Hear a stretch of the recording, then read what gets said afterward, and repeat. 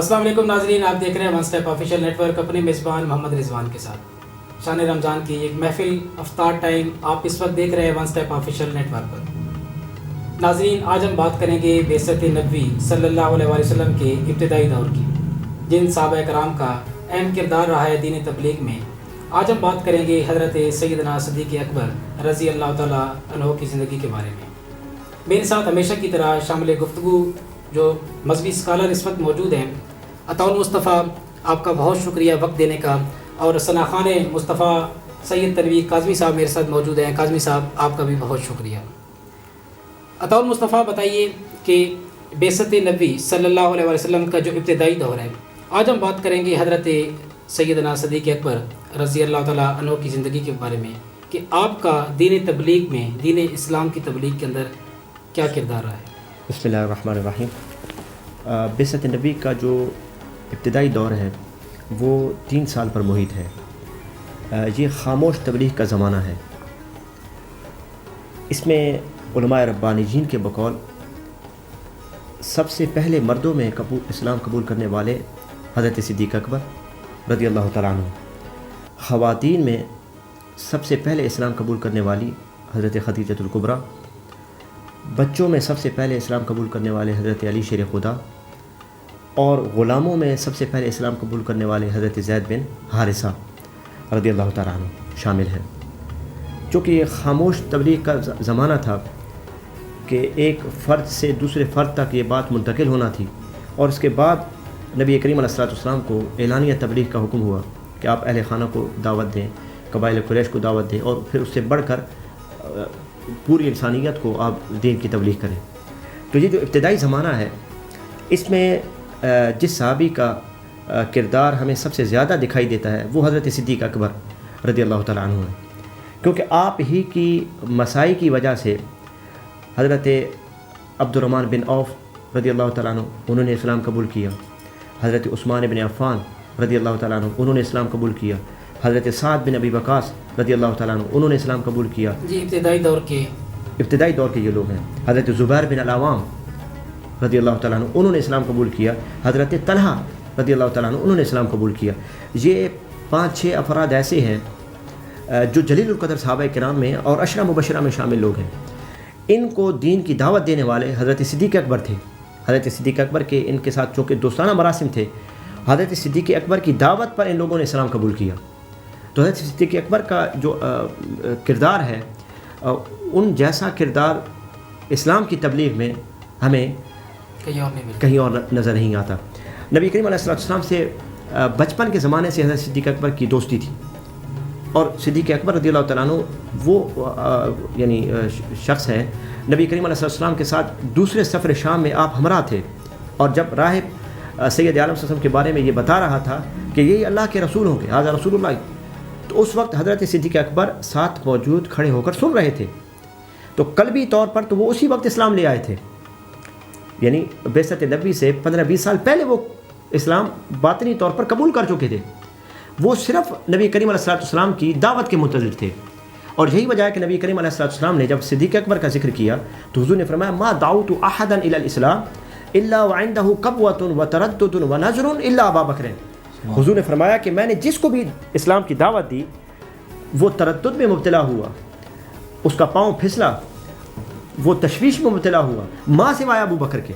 سبحان اللہ۔ میں نے ادھر دعوت دی، انہوں نے فوراً قبول کر لی۔ سید عالم نے فرمایا کہ صرف ابو بکر ہیں کہ انہوں نے بغیر کسی تردد کے، بغیر کسی ہچکچاہٹ کے انہوں نے اسلام کی دعوت کو قبول کر لیا۔ تو حضرت صدیق اکبر کے متعلق سید عالم صلی اللہ علیہ وسلم جو کچھ بتایا کرتے تھے، اس سے ہمیں پتہ چلتا ہے کہ ان کی شخصیت، ان کی قدر و منزلت نبی کریم علیہ السلام کے ہاں کتنی تھی۔ ہجرت مدینہ کے بعد جب صحابہ کرام کے جوق در جوق قافلے آ کر آپ کی بارگاہ میں پیش ہوتے اور لوگ مختلف قبائل سے آ کر اسلام قبول کرتے، تو اس وقت سید علیہ السلام نے ایک دفعہ صحابہ کرام کی مجلس میں فرمایا کہ اے میری مجلس میں موجود لوگوں سنو، آج تو میرے ماننے والوں کی تعداد بہت زیادہ ہوگی، لیکن یاد رکھو ایک وقت وہ تھا کہ جب میں قولوا لا الہ الا اللہ کی بات کرتا تھا تو لوگ مجھے جھٹلایا کرتے تھے، نعوذ باللہ مجھے کہا کرتے تھے کہ آپ جھوٹ بول رہے ہیں۔ اس وقت ایک صدا تھی جو میری ڈھارس بتایا کرتی تھی، وہ صدیق اکبر کی صدا تھی۔ وہ کہتے تھے صدقتا یا رسول اللہ، صدقتا یا رسول اللہ، صدقتا یا رسول اللہ۔ یعنی آج تو میری تصدیق کرنے والے بہت ہیں، لیکن ایک وقت تھا کہ جب لوگ مجھے جھٹلایا کرتے تھے. ایک صدیق اکبر تھا جو مجھے امید دلایا کرتا تھا, اور سید عالم نے اس لیے فرمایا کہ میں نے دنیا میں جس نے بھی مجھ پر کوئی احسان کیا, میں نے اس احسان کا بدلہ دنیا میں چکا دیا, ماں سوائے ابو بکر کے. ابو بکر کے احسانات کا بدلہ قیامت کے دن رب کائنات خود ادا فرمائے گا. تو حضرت صدیق اکبر آپ دیکھیے اس وقت کہاں موجود ہیں, نبی کریم علیہ السلام کے ہمراہ حضور کے ساتھ تشریف فرما ہے. اور ہم جانتے ہیں کہ جب ہم قبرستان کسی کو دفن کرتے ہیں تو ہم یہ آیات قرآن کریم کی تلاوت کرتے ہیں, منا خلقناکم وفیہا نعیدکم ومنا نخرجکم تارۃ اخری, کہ ہم اس ہی مٹی سے تخلیق کیے گئے اور اسی کی طرف لوٹائے جائیں گے اور پھر اسی سے اٹھائے جائیں گے.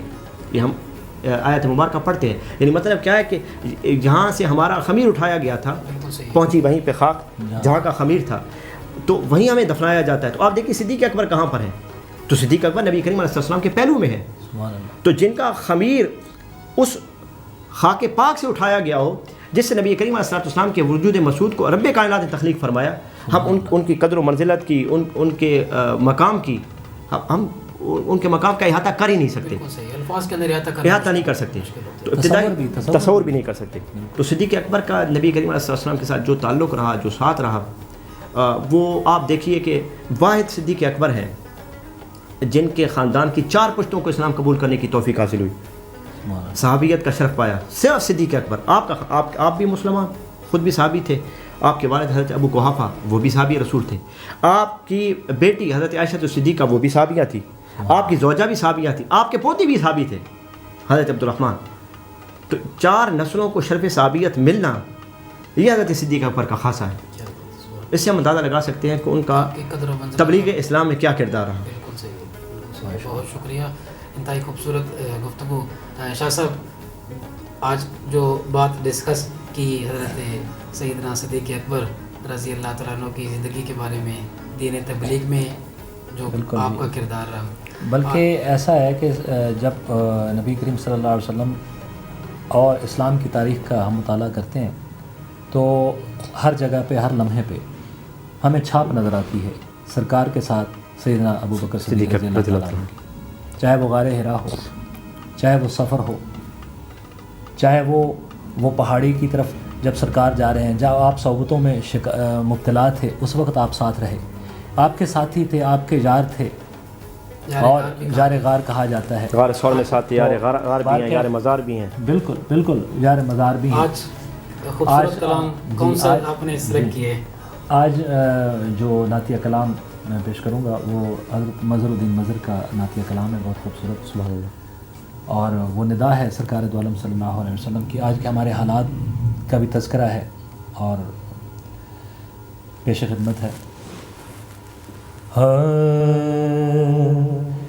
ادھر بھی کوئی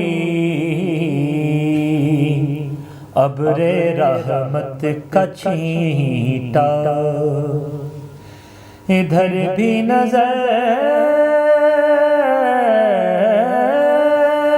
بے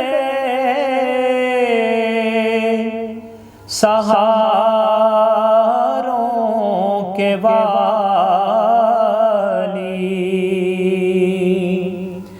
نگاہوں میں ہے تیری بخشش کا عالم, کھڑے ہیں تیرے در پہ تیرے سوالی,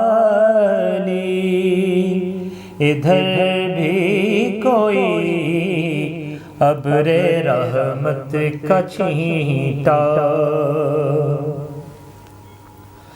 ہمیں پھر عطا ہو جلال ابو ذر,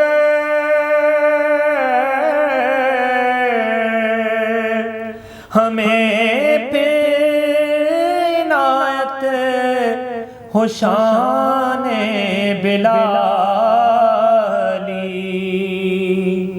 دمکتے رہیں تیرے گنبد کے جلوے, ہاں دمکتے رہیں تیرے گنبد کے جلوے، سلامت رہے تیرے روضے کی جالی، ادھر بھی کوئی ابر رحمت کا چھینٹا، بجا ہے کہ ہم تشنگان کرم کا،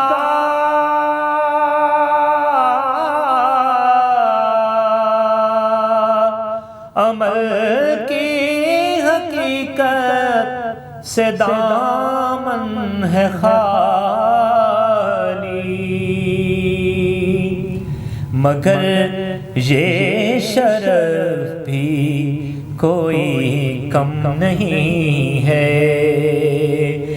تیری ذات سے نسبت ہے عالی،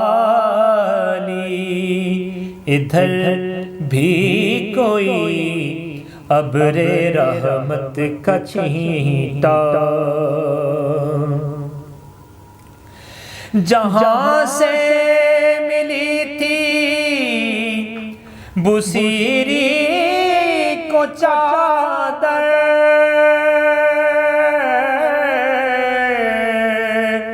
جہاں کیف ساما تھی روح بلالی، وہاں لے کے آیا ہوں کلیوں کے گجرے، وہاں لے کے پہنچا ہوں پھولوں کی ڈالی، ادھر بھی کوئی ابر رحمت کا چھینٹا۔ اور ہمارے آج کل کے جو ہماری حالات ہیں اس کا اعتراف کیا ہے جناب مظہر الدین مظہر صاحب نے کہ کبھی ایک زمانے میں تھی وجہ نازش،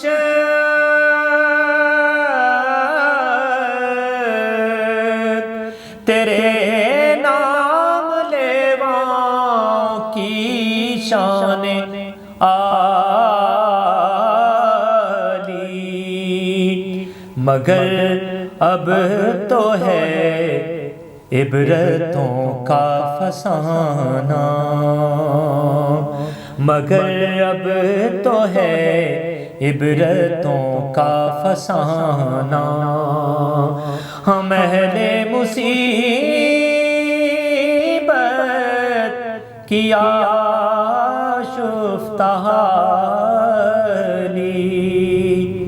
ادھر بھی کوئی ابر رحمت کا چھینٹا،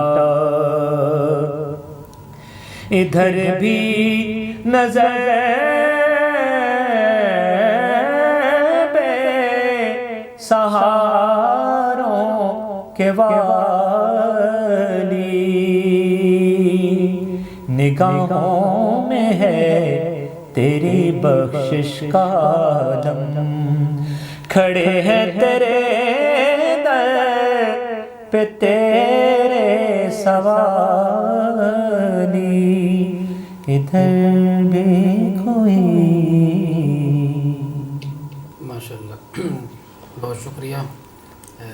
اب دونوں حضرات کا تشریف آپ دونوں لائے، اب دونوں نے وقت نکالتے ہیں، یہ بھی ایک صدقہ جاریہ ہے کہ ہم اپنے ناظرین تک انتہائی خوبصورت باتیں اور خوبصورت کلام جو پیش کرتے ہیں، اس میں ہمارا بھی حصہ ڈال جاتا ہے، تو یہ ایک بہت بڑی سعادت کی بات ہے۔ بہت شکریہ ایک دفعہ پھر آپ دونوں حضرات کا۔ جی ناظرین، شان رمضان کی یہ خوبصورت محفل افطار ٹائم آپ اس وقت دیکھ رہے ہیں one step official network پر۔ ناظرین، آج 12 رمضان المبارک 1441 ہجری ہے۔ آج کے پروگرام کو ہم اختتام کی طرف لے کر جا رہے ہیں۔ اپنے میزبان محمد رضوان اور one step official network کی پوری ٹیم کو دیجیے اجازت۔ اللہ نگہبان۔